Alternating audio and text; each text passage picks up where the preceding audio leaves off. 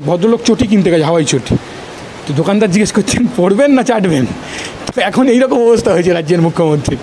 আসলে সন্দীপ ঘোষ পাঠায় খান, তাই জন্য দেখলেই ওনার নাম মনে পড়ে যাচ্ছে। শাসক তোমার কিসের ভয়, ধর্ষক তোমার কে হয়। মন্ত্রী বলেছেন বিনীত গোয়েল পদত্যাগ করতে চেয়েছিল, আমি পদত্যাগ করতে দিইনি। মুখ্যমন্ত্রী এটা বলেননি, পুরোটা বলেননি। কালকে বলেছেন আজ আমি পদত্যাগ করতে চেয়েছি, আমি নিজেই করতে দিলাম না। এ ঐতিহাসিক মুখ্যমন্ত্রী। মানে উনি বলছেন আমি 1.5 ঘন্টা বসেছিলাম জুনিয়র ডাক্তারদের জন্য, 2 ঘন্টা বসেছিলাম।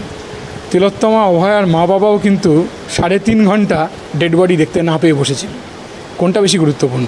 তাহলে মুখ্যমন্ত্রী বললেন রেকর্ডিং। আচ্ছা, রেকর্ডিং মানেই তো এডিট, রেকর্ডিং মানেই যখন ছাড়বেন এডিট।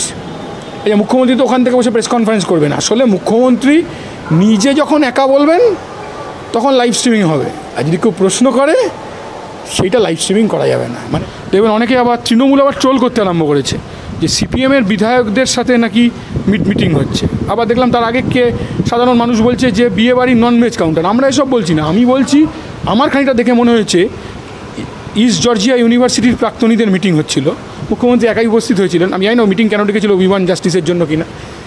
আমাদের রাজ্যের মুখ্যমন্ত্রী কেন বৈঠক করলেন না লাইভ স্ট্রিমিংয়ের ভয়? জুনিয়র ডাক্তাররা যে প্রশ্ন করতেন, 1, 2, 3, 4 করে যে প্রশ্নগুলো প্রথম থেকে কথাটা আসছে, জুনিয়র ডাক্তারদের দিদি বা বোনের জন্য যে প্রশ্ন করতেন, তিলোত্তমার জন্য বা অভয়ার জন্য, সেই প্রশ্নের উত্তর তো দিতে পারবেন না। তো জুনিয়র ডাক্তাররা যদি এখন লাইভ স্ট্রিমিংয়ে ছোট্ট ছেলে যদি প্রশ্ন করে বসে যে আপনি প্রাইস পোস্টিং সন্দীপ ঘোষকে দিলেন কেন, যদি প্রশ্ন করে বসে যে শাসক তোমার কিসের ভয়, লাইভ স্ট্রিমিংয়ে মানে করতে কেন ভয় শাসকের, যদি প্রশ্ন করে বসে। এই বাচ্চা ছেলেমেয়েরা যদি প্রশ্ন করে যে আজকাল তো সুপ্রিম কোর্টেও লাইভ স্ট্রিমিং হয়। আচ্ছা, মুখ্যমন্ত্রীর সরকারি বৈঠক বিরোধীদের লোকেদের বাদ দিয়ে সরকারি টাকায় লাইভ স্ট্রিমিং হয়, তাহলে ওদেরটা কেন হবে না? মুখ্যমন্ত্রী বললেন পদত্যাগ করতে রাজি আছি জনগণের স্বার্থে। মুখ্যমন্ত্রী, আমি আপনাকে বলছি, মুখ্যমন্ত্রী আগে কি বলেছিলেন? মুখ্যমন্ত্রী আগে বলেছিলেন সন্দীপ পদত্যাগ করতে চেয়েছিল, আমি করতে দিইনি। মানে মুখ্যমন্ত্রী বলেননি কিন্তু করেছেন কাজটা। দেখুন, সন্দীপ পদত্যাগ করতে গেছিল, উনি স্বাস্থ্যমন্ত্রী, উনি সিদ্ধান্ত করে প্রাইস পোস্টিং দিয়েছিলেন অন্য হসপিটালে। মুখ্যমন্ত্রী বলেছেন বিনীত গোয়েল পদত্যাগ করতে চেয়েছিল, আমি পদত্যাগ করতে দিইনি। মুখ্যমন্ত্রী এটা বলেননি, পুরোটা বলেননি। কালকে বলেছেন আজ আমি পদত্যাগ করতে চেয়েছি, আমি নিজেই করতে দিলাম না। এ ঐতিহাসিক মুখ্যমন্ত্রী। মানে এরকম মানে দেখা যায় না, মানে এরকম পাওয়া যায় না আর কি। মানে মানুষ এখন জানেন তো, মানে আমি আমার পাড়ায় বেহালায় আজকে হয়েছে, এক চটি কিনতে গেছে লোকে দোকানে, মানুষ জিজ্ঞেস করছে আপনি ওটা কি পড়ার জন্য কিনছেন না চাটার জন্য কিনছেন। এরকম অবস্থা হয়েছে মুখ্যমন্ত্রীর ক্রেডিবিলিটি নষ্ট হয়েছে। স্বাস্থ্যমন্ত্রী, মুখ্যমন্ত্রী এবং পুলিশ মন্ত্রী হিসেবে উনি ব্যর্থ। সবচেয়ে বড় কথা, উনি কালকে একটা কথা বলেছেন, আপনি দেখেছেন কিনা আমি জানি না। উনি বলছেন আমি 1.5 ঘন্টা বসেছিলাম জুনিয়র ডাক্তারদের জন্য, 2 ঘন্টা বসেছিলাম। তিলোত্তমা অভয়ার মা বাবাও কিন্তু 3.5 ঘন্টা ডেড বডি দেখতে না পেয়ে বসেছিল। কোনটা বেশি গুরুত্বপূর্ণ? জুনিয়র ডাক্তাররা তো পৌঁছে গেছিল। মুখ্যমন্ত্রীকে একটাই দাবি ছিল লাইভ স্ট্রিমিং হোক, আমরা 31 জন এসছি, আপনি মিটিং করুন। উই ওয়ান্ট জাস্টিস স্লোগানের উইতে তৃণমূল কংগ্রেস নেই।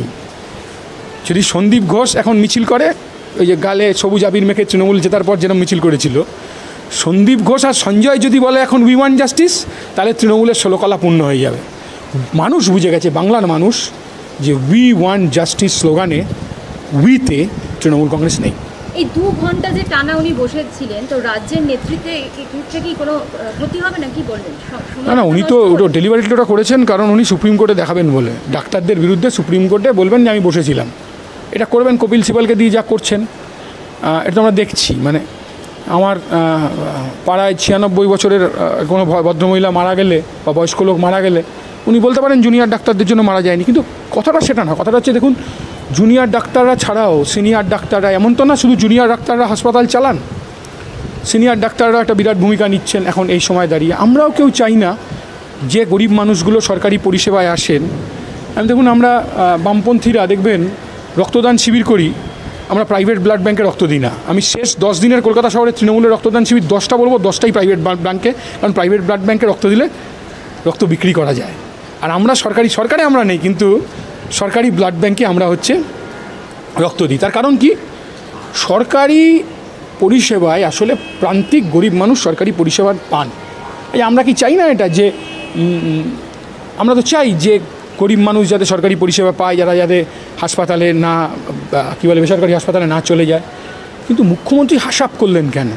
150 লোক ওখানে ঢুকে পড়লো কেন অতীন ঘোষের লোকেরা 15 তারিখ ঢুকে ভাঙচুর করে তারপর ডিএফআইয়ের নামে দোষ দিয়ে দিল? কেন প্রাইস পোস্টিং করা হলো? কেন মৃতদেহকে অত দ্রুততার সাথে মীনাক্ষীদের বাধা সত্ত্বেও নিয়ে গিয়ে পুড়িয়ে দেওয়ার চেষ্টা হলো? কী কারণ হলো? এই প্রশ্নগুলো তো মানুষের কাছে আছে। এবার এই প্রশ্নগুলো লাইভ স্ট্রিমিংয়ে উঠলে মুখ্যমন্ত্রী বিপদে পড়ে যাবে। এই অবস্থা হয়েছে আমাদের রাজ্যের, যে মানুষ এটা বুঝতে পেরেছে যে আমাদের রাজ্যের এই সরকারের ক্রেডিবিলিটি নষ্ট হয়ে গেছে, রাজ্যের মুখ্যমন্ত্রীর ক্রেডিবিলিটি নষ্ট হয়ে গেছে। আমি বলছি যে আসলে সরকারের ক্রেডিবিলিটি হারিয়েছে। এই যে জুনিয়র ডাক্তারদের আন্দোলন, বিশ্বাস করুন এর সাথে রাজনীতির কোনো সম্পর্ক নেই, সাধারণ জুনিয়র ডাক্তাররা নেমে পড়েছে। আর মুখ্যমন্ত্রী এটাকে প্রথম দিন দেখবেন যখন আন্দোলন শুরু হলো বললো বামরাম। আসলে সন্দীপ ঘোষ পাঠায় খান, তাই জন্য দেখলেই ওনার বামরাম মনে পড়ে যাচ্ছে। তার জন্যই কি কালকে উনি বলেছেন যে জুনিয়র ডাক্তাররা তারা সামান্য তাদের দাবি নিয়ে গেছে, আর মুখ্যমন্ত্রী বলছে যে ওরা বিচার চায় না, চেয়ার চায়। জুনিয়র ডাক্তাররা কি চেয়ার? না, চেয়ার কে চেয়েছিল তো আমরা জানি।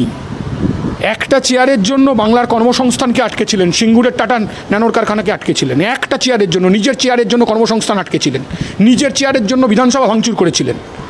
এখন মানুষ বলছে, বুঝলেন তো, বুদ্ধদেব ভট্টাচার্য মারা যাওয়ার পর বুদ্ধদেব ভট্টাচার্য যখন মুখ্যমন্ত্রী নয়, হেরে গেলেন, এই 13 বছরে মানুষ তো তৃণমূল কংগ্রেসকে ভোট দিয়ে কি অপরাধ করেছিল নাকি? বেশ করেছিল।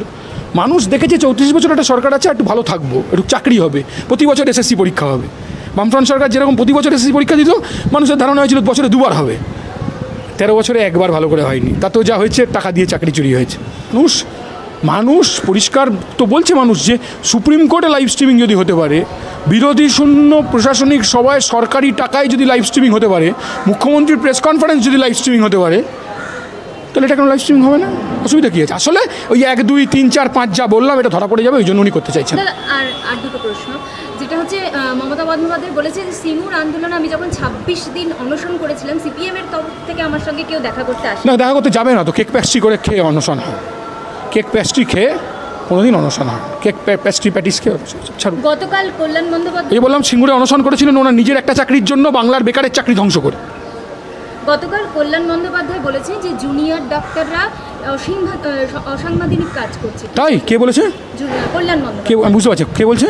কল্যাণ ব্যানার্জি। ও, যিনি বলেছিলেন যে ওই যে তৃণমূলের নেতারাই তো, ভাইপোর লোকেরাই তো বলেছিল মাতাল তোমাকে জানতে হবে, আগামীকে চিনতে হবে। উনি ওইসব উত্তর দিন। তাদের ডাক্তার হওয়ার কোনো যোগ্যতা নেই। হ্যাঁ, ওনার কথার উত্তর আমি দিতে দেবো না, খোলা কাগজ রেখে দেবো। ওই বললাম উনি ভাইপোর নেতৃত্বে যারা বলেছিল মাতাল তোমাকে জানতে হবে, আমরা এরকম বলছি না, আগামীকে জানতে হবে, শিখতে হবে, কিছু বলেছেন, ওইসব উত্তর দিন। আমি উনি বলছেন, কল্যাণ বন্দ্যোপাধ্যায় বলেছেন যে সুপ্রিম কোর্টের নির্দেশেও যে সমস্ত ডাক্তাররা কাজে যোগ দিলেন না, তারা কিন্তু মানুষের সেবা করতে চায় না, অ্যাকচুয়ালি তারা নিজেদের না, তৃণমূল সেবা করতে চায়। সন্দীপ ঘোষকে প্রাইস পোস্টিং দিয়ে তৃণমূল সেবা করতে চায়। কেন এসব বলছেন? মানুষ, ডাক্তাররা বলে দিয়েছে, আমাদের বলতো, আমি রাজনীতির কথা বলবো না, ডাক্তাররা কি বলেছে, ভালো ভালো বিশিষ্ট ডাক্তাররা যাদের সাথে সিপিএমের কোনো সম্পর্ক নেই, বিজেপির কোনো সম্পর্ক নেই, কোনো রাজনৈতিক দলের সাথে কোনো সম্পর্ক নেই, তারা কি বলেছে, এই জুনিয়র ডাক্তারদের বিরুদ্ধে ব্যবস্থা নিলে কি হবে, ডাক্তাররা বলে দিয়েছে, আমাদের বলা। সামান্য শুধু বিচারটুকু চায়, তার জন্য এত তারা পরিশ্রম করছে তাদের রাজনীতির রং লাগাবে তো। আসলে মমতা ব্যানার্জিকে অচেনা মাঠে খেলতে হচ্ছে। বিজেপি মাঝে খানিকটা সুবিধা করে দিল, বিজেপি ছাত্র সমাজের নামে লোক করে পরের দিন ধর্মঘট ডেকে মমতা ব্যানার্জি দেখবেন ফোর্স করলো বিজেপির ধর্মঘট পর। বিজেপি চায়, তৃণমূল কংগ্রেস চায় যে চেনা মাঠে হচ্ছে ব্যাট করতে বা ফুটবল খেলতে, আর এইটা এখন অচেনা মাঠে খেলতে হচ্ছে। আর এখানে কোনো বিরোধী ব্যাপার নেই, এখানে সিপিআইএম বা অন্য কোনো রাজনৈতিক দলের ব্যাপার নেই। মানুষ তৃণমূল কংগ্রেসের বিরুদ্ধে, সাধারণ মানুষ, সাধারণ মহিলারা, তারা তৃণমূল কংগ্রেসের বিরুদ্ধে। তারা এই যে রাস্তায় নেমেছে বিচারের দাবিতে, তারা তো বুঝতে পারছে যে ডাল মে কুচ কালা হ্যায়, একটা কথা ছিল না? হ্যাঁ, কথা ছিল তো, ডাল মে কুচ কালা হ্যায়, পুরা কালা মে কুচ কুচ ডাল হ্যায়, এটা মানুষ বুঝে গেছে।